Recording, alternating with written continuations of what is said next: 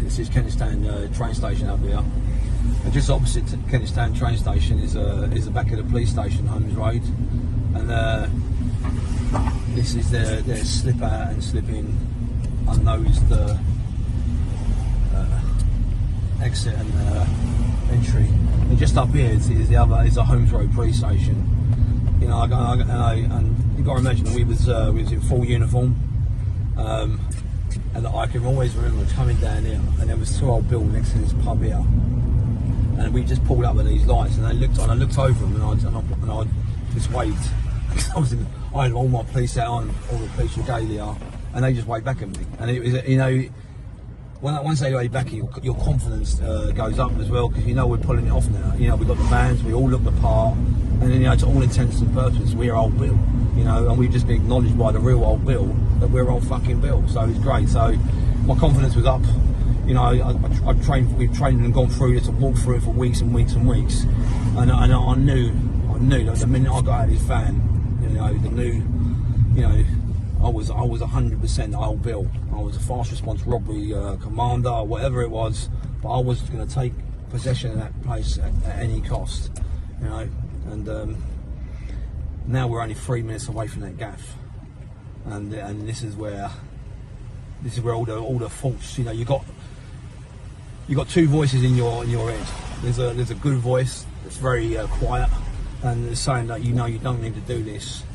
You know, you can just walk away now, walk away from this. And you've got that strong voice which has always controlled me, and has made me the person I am, saying, "Come on, you can fucking do this. You know, we're gonna smash this. You know, we're an hour away from glory. You know, we're gonna have the biggest prize of our life. You know, we're talking over £100 million. We're gonna be walking away with tonight." And you know, all of a sudden that voice that's really quiet is just disappearing. You know, just, and it's gone. You know, and all of a sudden the animal in you, you know, wants to do this. It just takes over, and you just become really calm. You know, you're really psyched up, and you know, I can remember thinking, I don't care how many security guards there are, what I've got to come with, we are going to walk out of that place tonight with the prize, regardless.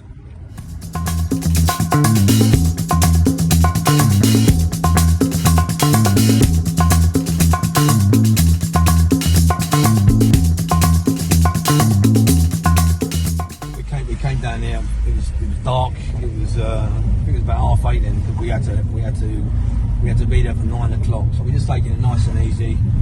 The guys we had hired 5 guys from South London. They were parked over there. Picked them up. They got in a convoy of us. So we're in the van. There's the old Flask pub there, top of Highgate. So I'm in the van, in the passenger seat. My other pal was driving, and we got my other mate in the back of the van with a dog, with an Alsatian dog. Behind us, we've now got the other 2 police officers, 2 of my guys dressed as police, and then behind them we got the 5 carriers in their car, and then we're all on walkie-talkie. We all had mics on, and I said, right, that's it, no more talking. We're going to go down in there, and we'll have a good chat afterwards. But you know, from now, it's just heads down. Let's get this fucking thing done. And that was it. So we just took a nice slow drive down. You know, gathering our faults. The thing about doing a robbery is you spend weeks and weeks planning it, and in your head, everything that could go wrong goes wrong in your head. So you go through every eventuality, and on normally the day of the robbery, you're as calm as a cucumber, because normally your fear of what you go through for 3 or 4 weeks out, you know, when you're playing a job, is not as worse as the reality of actually going and doing the job. And that's what I've always found. So you know, when I got to this point, I was calm. You know, we was all like really the picture of equanimity, I would imagine. You know, we all kept our thoughts to ourselves, but we, you know, this was a point of no return. You know, once we got down the bottom of the hill and we was going up Kennedy the game was afoot, so to speak. We were ready for war.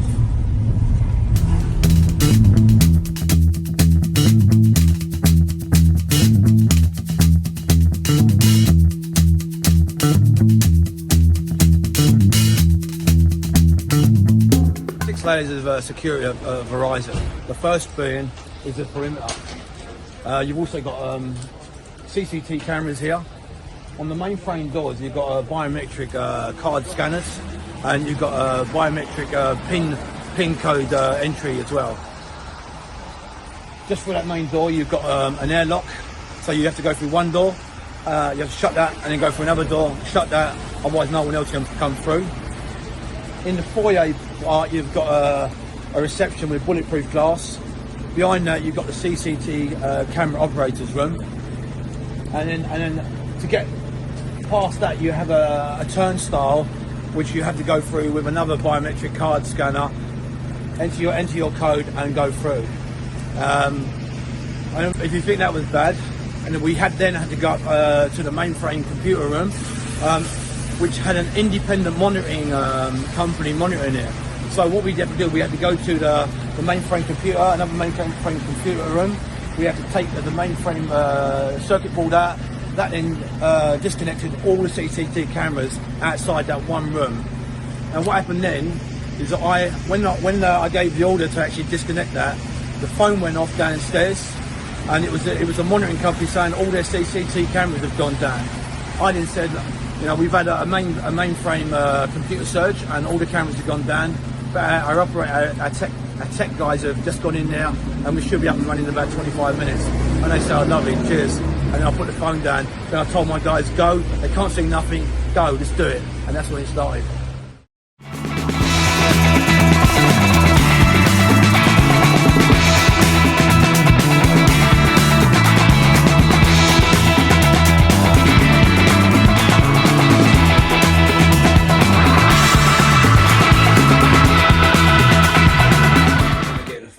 One evening, and it was a friend of mine who's a fixer. He's from Ireland, and he's well connected in Ireland, England, and America. And he said he had a consortium of bankers or people in that sort of nature that wanted some information retrieved. So and I said, what is it? And he said, look, can we have a meet?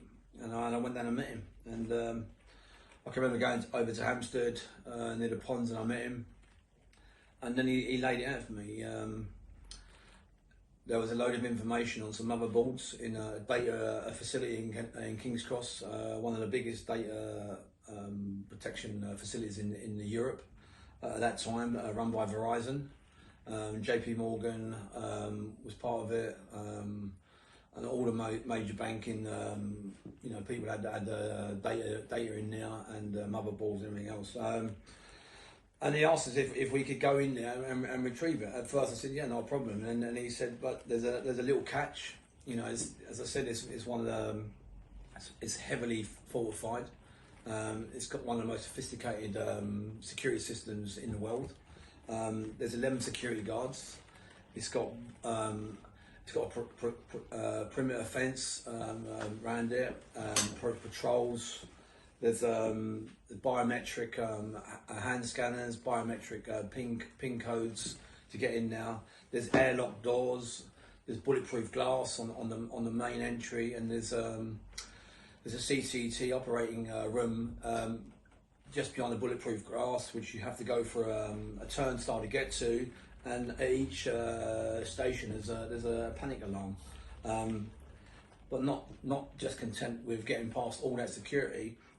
On the mainframe computer room, there's a private security company that monitors that room. So we then had to find the access panel to actually turn all the CCTV cameras off for that one corridor and for that one mainframe computer room.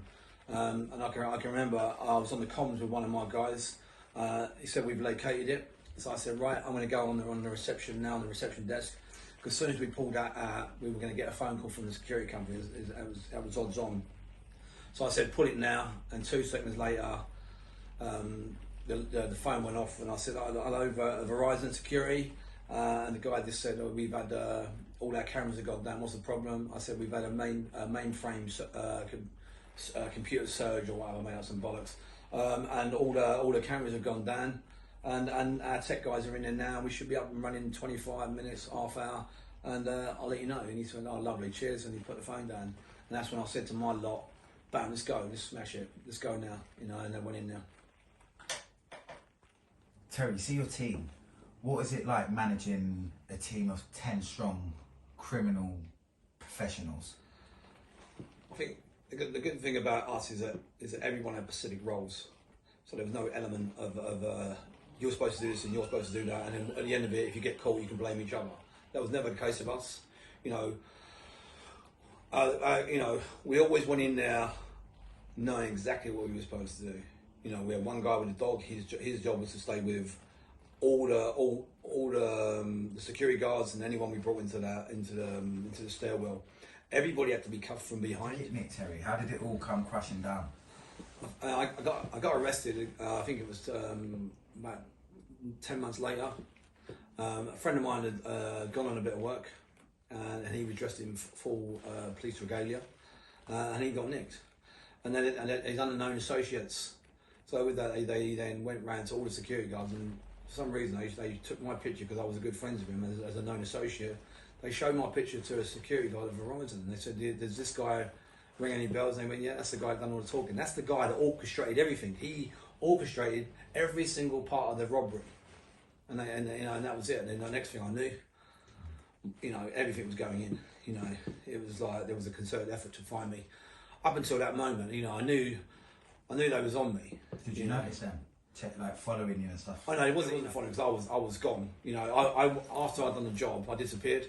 You know, I moved away. I rented that little cottage, and I stayed on the canal boat, and I was living a completely different life. I had a new girlfriend and everything else. But I can remember my mate phoning me up and saying that they've had a bit of trouble, and I never put 2 and 2 together at that time.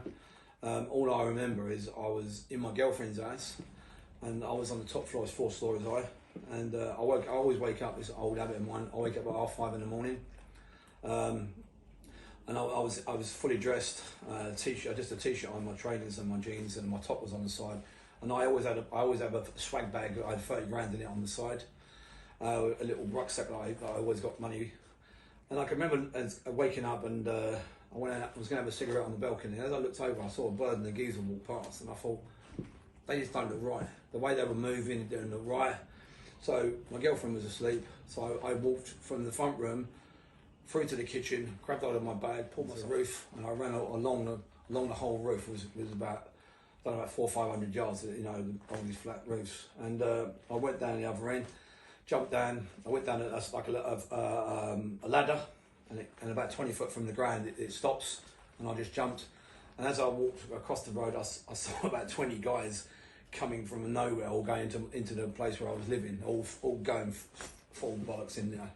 And then with that, I just thought, well, something's not right, and I disappeared. And then I was on a run there for about 10 months. I never went back to London. You know, I used to come down occasionally to see my friends or family, but I reinvented myself. I was going to the gym as a gym instructor, and just really just keeping a low profile. You know, having a thoroughly good time, spending some money, and meeting really new people. But you know, my whole life completely changed. You know, I was leading a different life.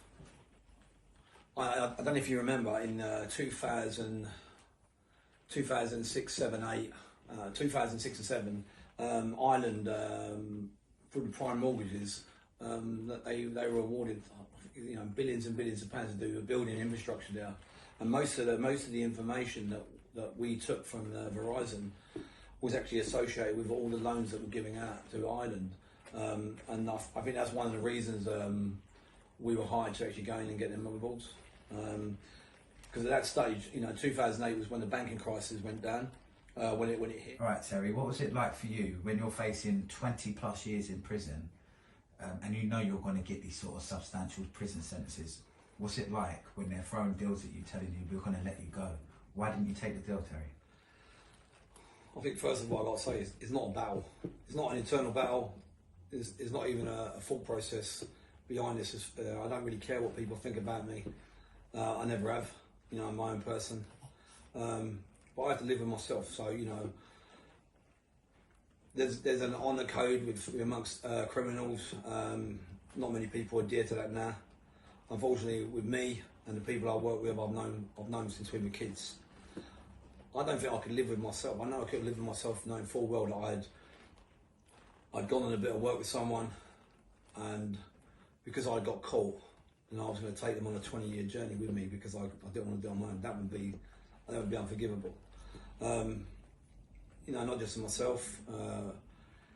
You know, I've got some really good friends in the so-called underworld that I've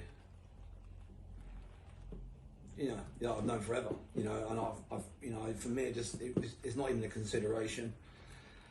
You know, it never entered my mind for 1 minute to make a deal. So you know what? It's just not in me. I think, you know, anyone who knows me would know that I would never, you know, I would never go back on my word. You know, I'm a man of my word. Yeah. That's what it does. That's what happens in the criminal world. Yeah.